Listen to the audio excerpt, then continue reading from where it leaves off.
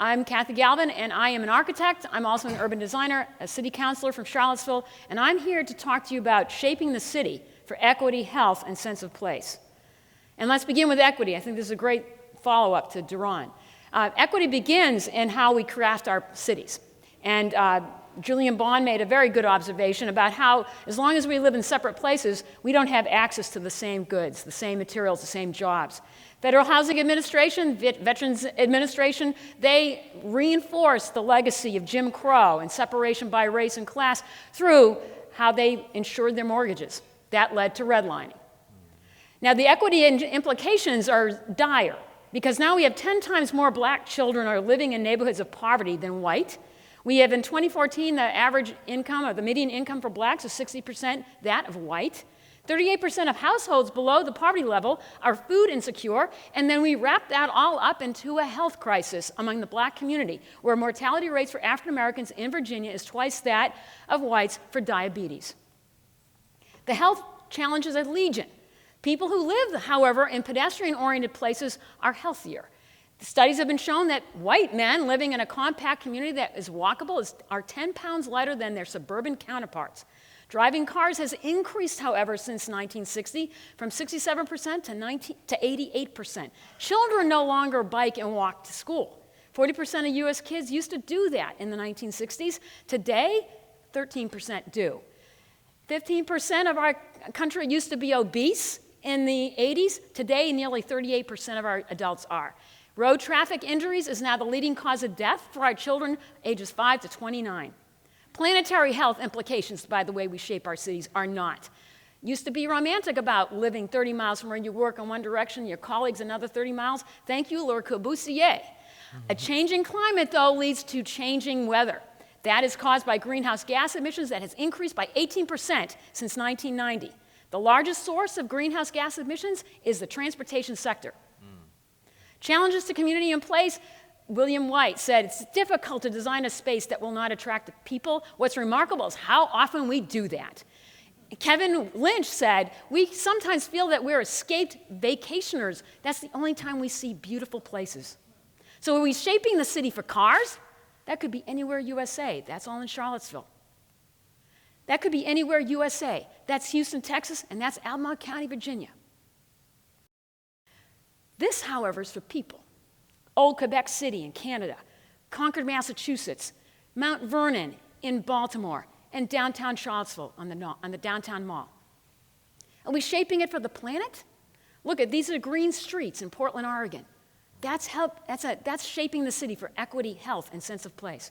But why worry? You know, we've tried this before.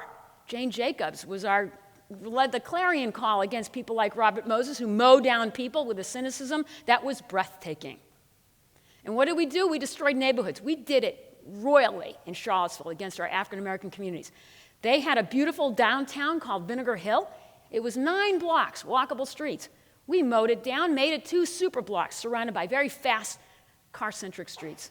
What do? We destroyed livelihoods. These are images of Vinegar Hill when it was a mixture of businesses, black-owned businesses, when it was a mixture of occupations, from shop clerks to professionals, active streets. Instead, we put the people in public housing, isolated from jobs, isolated from opportunity, in barracks, sometimes gated. What do you get? You get streets like this, and you get parking lots more dominant than you get parks. What that does is it means people only have access to food swamps, where there's high sugar, high fat. It's cheap, but it's there. You can't walk, it's too dangerous. All of those are preconditions for obesity, preconditions for diabetes and other metabolic disease. What can we do to fix the mistakes? Well, Jane Jacobs again said a thriving city is one that has the diversity of land uses, blocks, buildings, and people, lots of them. We've got a lot of repair work to do, friends. Our existing zoning, people don't even think of it, but that's the culprit. That makes us not equitable because it inflates land value, restricts lot sizes, keeps us segregated. It's not healthy or safe. It makes it so you create super blocks, no street trees. Don't promote eyes on the street, which is natural surveillance. We become a police state instead. Do not create a sense of place. Out-of-scale buildings dominate the landscape. Hostile public spaces, little to no transitions to older neighborhoods. New zoning, however, can give us affordable housing.